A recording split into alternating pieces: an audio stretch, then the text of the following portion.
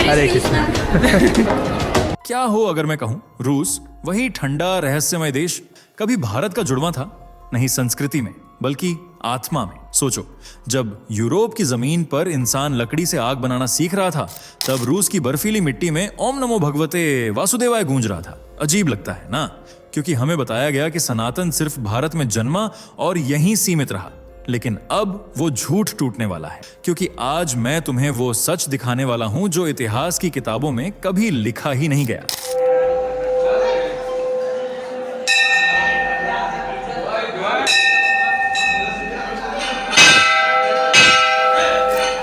एक ऐसा सच जो ये सवाल उठाएगा, क्या रूस सिर्फ दोस्त था या फिर वही पुराना घर जिसे हमने भुला दिया। तुम्हें लगेगा ये कहानी प्राचीन है, लेकिन जैसे जैसे सुनोगे तुम्हारा दिमाग झनझना उठेगा, क्योंकि हर पुराना सबूत, हर खुदाई, हर शब्द तुम्हारे अंदर कुछ जगाने वाला है। ये वो कहानी है जो तुम्हारे विश्वास को हिला देगी और शायद तुम्हें अपनी पहचान पर दोबारा सोचने पर मजबूर करेगी। तो अगर तुम समझते हो कि सनातन सिर्फ गंगा के घाट तक सीमित था, तो तैयार रहो, क्योंकि इस वीडियो में तुम्हें पता चलेगा कि रूस की बर्फ के नीचे भी अग्निकुंड जलते थे। ये कहानी सिर्फ इतिहास नहीं, ये एक जागरण है। और जब अंत तक सुनोगे तो शायद तुम्हें भी एहसास होगा, रूस सनातन से जुड़ नहीं रहा, वह उसे याद कर रहा है। Your name Jagannath. क्या बात है, ये देखो हमारे रशिया के छोटे छोटे बच्चे शिला भक्ति वेदांत स्वामी प्रभुपाद जी की आज तिरुभाव तिथि के दिन शुभ अवसर पर यहाँ पर क्या कर रहे हैं, गोपीनाथ भगवान प्रसाद पा रहे हैं। चलो दोस्तों, जरा फटाफट कमेंट करके बताओ आप इस वीडियो को भारत के किस शहर या किस गांव से देख रहे हैं। हमें सच में जानना है कि हमारे दर्शक देश के किन किन कोनों से जुड़े हुए हैं। आपका एक छोटा सा कमेंट हमें ये एहसास कराता है कि सनातन की ये आवाज अब हर दिशा में गूंज रही है। और हाँ, अगर आप एक सच्चे सनातनी हैं तो इस चैनल को सब्सक्राइब जरूर करें, क्योंकि आने वाले वक्त में यहां से उठने वाली हर बात, हर खुलासा सीधे आपके दिल तक पहुंचेगा। वीडियो को लाइक करना मत भूलना, ताकि पूरी दुनिया को दिख सके कि सनातन की ताकत सिर्फ मंदिरों तक नहीं, बल्कि हर उस दिल में बसती है जो सत्य के लिए धड़कता है। तो तैयार हो जाइए, क्योंकि अब कहानी शुरू होती है जहां इतिहास छुपा था और सनातन फिर से लौटने वाला है। कहानी की शुरुआत वहीं से होती है जहां आपको सबसे ज्यादा यकीन होता है, रूस। वही रूस जिसे हम ऑल वेदर फ्रेंड कहते हैं, जिसने भारत को हमेशा एक भरोसेमंद साथी माना है। लेकिन सोचिए, अगर मैं आपसे कहूं कि इसी रूस ने साल 2011 में भगवद गीता को बैन करने की कोशिश की थी, तो क्या आप यकीन करेंगे? जी हाँ, गीता पर प्रतिबंध लगाने की बात क्यों हो रही है? वो गीता जिसने सैकड़ों बरस से मानव सभ्यता को कर्तव्य परायणता की बात सिखाई, उसी भगवद गीता पर आधारित एक किताब पर आरोप लगे हैं कि इसमें भड़काऊ बातें कही गई है, जिससे समाज में लिंग भेद के साथ साथ जातिवाद, क्षेत्रवाद और भाषावाद के सवाल खड़े हो सकते हैं। जी हाँ, रूस की एक कोर्ट में एक याचिका दायर की गई थी, जिसमें कहा गया था कि भगवद गीता एक एक्सट्रीमिस्ट लिटरेचर है, और ये कोई अफवाह नहीं थी। इस केस ने इतनी तूल पकड़ी कि भारत की संसद तक में इसका मुद्दा उठा, विरोध हुआ, प्रदर्शन हुए और भारत की सरकार को रूस से जवाब मांगना पड़ा। अब यहाँ एक बड़ा सवाल उठता है, आखिर ऐसा क्या था भगवद गीता में जिसे रूस ने खतरनाक माना? क्या महाभारत का धर्म युद्ध किसी को डराने लगा? क्या कृष्ण का कर्म करो फल की चिंता मत करो कोई युद्ध घोष लगने लगा? आयरनी ये है कि ये घटना तब हुई जब भारत और रूस के रिश्ते इतिहास के सबसे मजबूत दौर में माने जा रहे थे। ऐसे में एक ऐसा देश जिसे हमने हमेशा अपना साथी समझा, वो हमारी सबसे पवित्र किताब को ही खतरनाक बता दे, ये सिर्फ अजीब नहीं बल्कि चौंकाने वाला था। और यही से शुरू होती है एक कहानी जो आपको रूस की उस पहचान से मिलवाएगी जिसे इतिहास ने छिपा दिया है। साल था 1970। सोवियत रूस की गलियों में अगर किसी ने हरे कृष्णा गुनगुनाया तो वो सिर्फ एक भजन नहीं बल्कि एक अपराध था। हाँ, आपने सही सुना, उस दौर में भगवान का नाम लेना भी केजीबी की निगरानी में आता था। जब पश्चिमी दुनिया में डिस्को और रॉक म्यूजिक चल रहा था, रूस में कीर्तन और माला छीन ली जा रही थी। जो भक्त हरे कृष्णा का जाप करते पकड़े जाते, उन्हें पागल खाने या सर्बिया के ठंडे लेबर कैंप्स में भेज दिया जाता। वहां का तापमान 85 डीजीसी तक गिर जाता था और वहां इन भक्तों से कहा जाता, अगर तुम कृष्ण का नाम लोगे तो तुम मर जाओगे। लेकिन कुछ आत्माएं ऐसी थीं जिन्हें डर ने नहीं, भक्ति ने चलाया।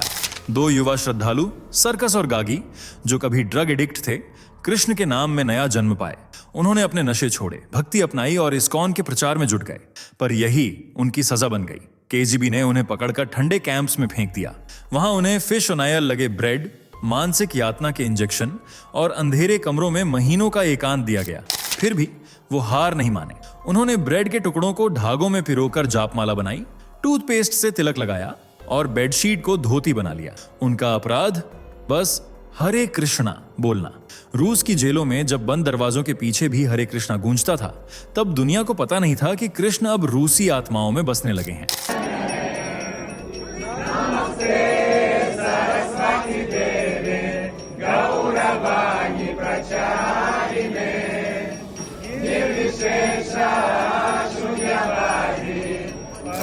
सवाल अब भी हवा में लटका हुआ है। रूसियों को आखिर सनातन धर्म में ऐसा क्या दिखा कि वो जान की बाजी तक लगाने को तैयार हो गए? वो न तो भारत में पैदा हुए थे, न संस्कृत जानते थे, न उनके पूर्वजों ने कभी गीता पढ़ी थी। फिर भी ये रूस के लोग अपने ही देश की सरकार से भिड़ गए, सिर्फ कृष्ण का नाम लेने के लिए। क्या ये बस एक धार्मिक आकर्षण था या फिर कुछ और, कहीं ज्यादा गहरा?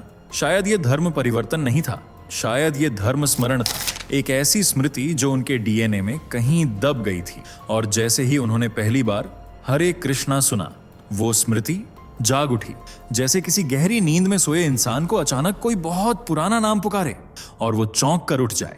रशियन भक्तों की पीड़ा में भी एक अजीब सी शांति थी, जैसे वो जानते थे कि ये पीड़ा कोई नई नहीं, ये उनकी आत्मा के किसी पुराने अध्याय का दोहराव है। और यहीं से वो थ्योरी जन्म लेती है जो इस कहानी को एक अलग मोड़ देती है। क्या रूस के लोग कभी सनातनी थे? क्या जो आज कृष्ण को फिर से पहचान रहे हैं, वो बस एक भूली हुई याद को फिर से जी रहे हैं? इस सवाल का जवाब हमें अतीत की धूल में मिलेगा, मिट्टी में दबे सबूतों में, मूर्तियों, मंदिरों और भूले हुए नामों में। 2007 रूस के एक छोटे से शहर ट्रामाइना में कुछ आर्कियोलॉजिस्ट एक रूटीन खुदाई कर रहे थे। जगह शांत थी, बर्फीली मिट्टी सदियों पुरानी चुप्पी लिए खड़ी थी। लेकिन फिर एक खोज ने सब कुछ बदल दिया। उनकी नजर एक भारी पत्थर पर पड़ी। 5 फीट ऊंची एक ह्यूमनॉइड मूर्ति, शरीर इंसान का लेकिन सिर एक जंगली सुअर का। ये कोई सामान्य मूर्ति नहीं थी, यह थी एक ऐसा रूप जिसे भारत में वराह अवतार कहा जाता है, भगवान विष्णु का तीसरा अवतार, जिसने पृथ्वी को राक्षस हिरण्याक्ष से बचाया था। अब सोचिए, ये मूर्ति ट्रामाइना में मिली, जो भारत से लगभग 5000 किलोमीटर दूर है।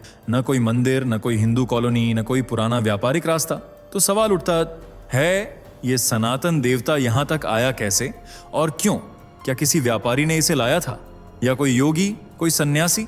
या फिर क्या यह मूर्ति इस बात का संकेत है कि कभी रूस भी सनातन संस्कृति का हिस्सा था? मूर्तिकार की कारीगरी, वराह के आंखों की तीव्रता और उस जगह की ऊर्जा, सबने मिलकर एक नई बहस छेड़ दी। रशियन आर्कियोलॉजिस्ट स्तब्ध थे। इतिहास की किताबें जवाब नहीं दे पा रही थीं और भारत में कुछ लोग इस मूर्ति को एक मिसिंग लिंक मानने लगे थे, जो 2 सभ्यताओं को एक अदृश्य धागे से जोड़ती है। क्या यह सिर्फ एक संयोग है या फिर अतीत हमें कुछ कहने की कोशिश कर रहा है? अगर मूर्तियां चुपचाप इतिहास बताती हैं, तो भाषा उसका डीएनए होती है।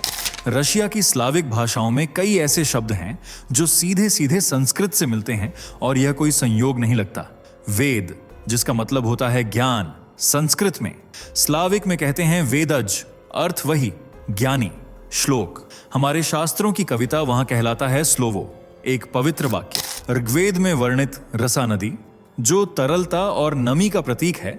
रूस की सबसे बड़ी नदी वोल्गा का प्राचीन नाम था रासा या ओल्सा, जिसका अर्थ भी है मॉइस्चर। इतना ही नहीं, देवी देवताओं की दुनिया में भी समानताएं चौंकाने वाली हैं। पेरुन, स्लाविक गॉड ऑफ थंडर, बिजली के देवता। हमारे यहाँ इंद्र, वज्रधारी, वर्षा और आकाश के स्वामी। इंद्र का एक नाम है पर्जन्य, पर्जन्या, जो कई बार ऋग्वेद में आता है। फिर है वेलेस, स्लाविक अंडरवर्ल्ड का देवता, जो अक्सर नाग के रूप में दिखता है। वेदों में वाला एक नाग रूपी असुर जो पृथ्वी के खजानों को छिपाता है। क्या ये सिर्फ भाषाई मेल हैं या फिर कभी एक साझा सभ्यता थी जो समय के साथ 2 दिशाओं में बंट गई? यहाँ बात सिर्फ शब्दों की नहीं है, ये संस्कृति की गूंज है। एक ऐसी गूंज जो रूस की मिट्टी में भी उतनी ही गहरी है जितनी गंगा के घाटों में। शायद रूस और भारत कभी अलग नहीं थे, बस बिसरे हुए भाई थे, जिन्हें अब फिर से अपनी जड़ें याद आने लगी हैं। साल था 1900। रूस के एक बर्फीले मैदान सिंटास्टा में खुदाई शुरू हुई। खुदाई पहले तो सामान्य लगी, कुछ दीवारें, कुछ बर्तन, लेकिन फिर धरती ने अपने सीने से वो इतिहास उगला जिसे किताबों ने कभी छुआ भी नहीं था। एक पूरा शहर मिला, गोलाकार बसावट वाला, 3 दीवारों की रिंग, 3 रेडियल सड़कों के साथ, बिल्कुल वैसा जैसा ऋग्वेद में राजा यमा के बनाए नगरों का वर्णन मिलता है। हर घर के बीचों बीच था एक चौकोर यज्ञ कुंड, हवन अग्नि के चिन्ह, राख के अवशेष और उनके साथ मिले लकड़ी के ढांचे, जैसे किसी आर्षी की परंपरा जीवित रह गई हो, सिर्फ जमीन के नीचे। वहीं पास में मिले स्वस्तिक के दर्जनों निशान, वही प्राचीन चिन्ह जिसे हम सनातन में शुभ मानते हैं। सबसे चौंकाने वाली बात, यहाँ की दाह संस्कार विधियां हूबहू वैसी थीं जैसी ऋग्वेद में वर्णित हैं। शरीर को लकड़ी पर रखकर अग्नि में अर्पित किया जाता था, न कि दफनाया जाता था जैसा बाकी यूरोप में होता था। इतिहासकारों ने इसे यूरोप की ब्रॉन्ज एज कल्चर कहा, पर जो आंखें वेदों से देखती हैं उन्होंने इसे एक और नाम दिया, वेदों का बिसरा हुआ शहर। कोई कहता है आर्य बाहर से भारत आए, पर जब आर्य खुद यहाँ बसते मिले, जब अग्निकुंड रूस की मिट्टी में जलते मिले, तो सवाल उठता है, क्या आर्य गए थे या लौटे थे? सिंटस्ता कोई काल्पनिक कल्पना नहीं, ये एक सांस्कृतिक पुनर्जन्म है जो रूस की मिट्टी से फिर से जन्म ले रहा है। अगर आपको लगता है कि भारत और रूस का जुड़ाव सिर्फ आधुनिक कूटनीति तक सीमित है, तो जरा 17वीं और 18वीं सदी की ओर चलिए। रूस का एक बंदरगाह शहर है अस्त्राखान, कैस्पियन सागर के किनारे। यहां से लगभग 2900 किलोमीटर दूर था काबुल, जो तब भारत का हिस्सा था। लेकिन असली कनेक्शन बना गुजरात से। गुजराती और मारवाड़ी व्यापारी अस्त्राखान में बस गए थे। उन्होंने सिर्फ व्यापार नहीं किया, वहां एक मंदिर भी बनवाया जिसमें 12 साधु नियमित रूप से पूजा करते थे। इतना ही नहीं, स्थानीय टाटर मुस्लिम महिलाएं भारतीय व्यापारियों से विवाह कर लेती थीं और उनके बच्चे कहलाते थे हिंदू टाटर। नाम भी ऐसे जो सुनकर चौंका दें, सब्र मोहन दासो, तालाराम अलीम, चंदो रामदास, आधे भारतीय आधे रूसी।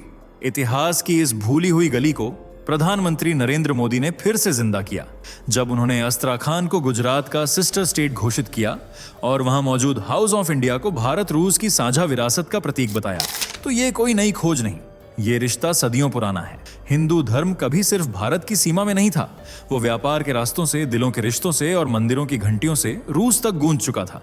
और शायद अब वो गूंज फिर से लौट रही है। पश्चिम जब धर्म युद्धों में झुलस रहा था, चर्च और क्राउन के बीच सत्ता की खींचतान में उलझा था, तब रूस की बर्फीली धरती सनातन संस्कृति की यादों को जिंदा कर रही थी।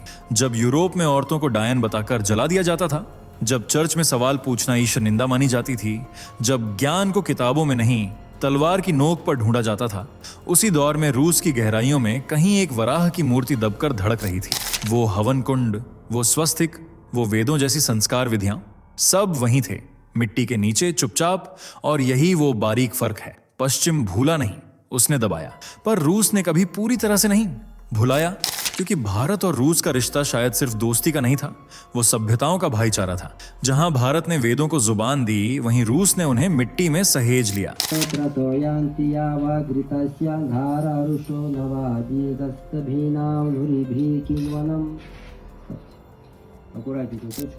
जब पश्चिम सिर्फ जग रहा था, रूस याद कर रहा था। याद उस धुन को जो हजारों साल पहले गूंजती थी, ओम नमो भगवते वासुदेवाय। शायद अब समय आ गया है कि हम भी अपनी ही गुमशुदा विरासत को फिर से पहचानें। तो अब जब हम पीछे मुड़कर देखते हैं, एक अद्भुत यात्रा सामने आती है। एक देश जिसने भगवत गीता को बैन किया, वही देश अब हरे कृष्णा की धुनों से जाग रहा है। जहां कभी केजीबी भक्तों को पागल खाने भेजती थी, वही जमीन अब सनातन देवताओं की मूर्तियां उगल रही हैं। ये कोई संयोग नहीं, ये है एक आध्यात्मिक बूमरैंग। सनातन धर्म रूस में फैल नहीं रहा, वो लौट रहा है। वो आग जो हवन कुंड में कभी रूस की ठंडी जमीन पर जली थी, वो स्वस्तिक जो कभी दीवारों पर उकेरा गया था, वो गूंज जो कभी ओम से शुरू होती थी, सब फिर से लौट रहे हैं। कभी भूले हुए शब्द अब फिर से जीभ पर आ रहे हैं। कभी दबा दी गई संस्कृति अब खुद को मिट्टी से बाहर खींच रही है। और शायद यही सनातन का चमत्कार है। इसे मिटाया नहीं जा सकता, बस कुछ समय के लिए भुलाया जा सकता है। अब सवाल उठता है, अगर रूस में सनातन की जड़ें थीं, तो और कहां कहां होंगी? कौन से वो देश हैं जो आज इसे विदेशी कह रहे हैं और कल पाएंगे कि वो तो खुद इसके बेटे थे? My name is Prema. I'm from Russia. This is the perfect opportunity to share this Sanatana Dharma knowledge. That 500 years ago, Shri Chaitanya Mahaprabhu came to this planet to give this knowledge to the people, to purify them, to give Maha Mantra. This is Sanatana Dharma for this Kali Yuga age. इस video का मकसद इतिहास बदलना नहीं था, बल्कि वो दरवाजा खोलना था जो सदियों से बंद है। अब आपकी बारी है। सवाल पूछिए, खोजिए और वो सच सामने लाइए जो शायद हमारी रगों में है, लेकिन हमारी किताबों से मिटा दिया गया था। क्योंकि जो धर्म काल से भी पुराना है, वो कहीं नहीं गया, बस अब लौट रहा है। दोस्तों, आपके स्क्रीन पर 2 और वीडियो दिख रही हैं, जिसे देखने के लिए आप स्क्रीन पर क्लिक करें। दोनों देखिएगा, बहुत अच्छी वीडियो बनी है।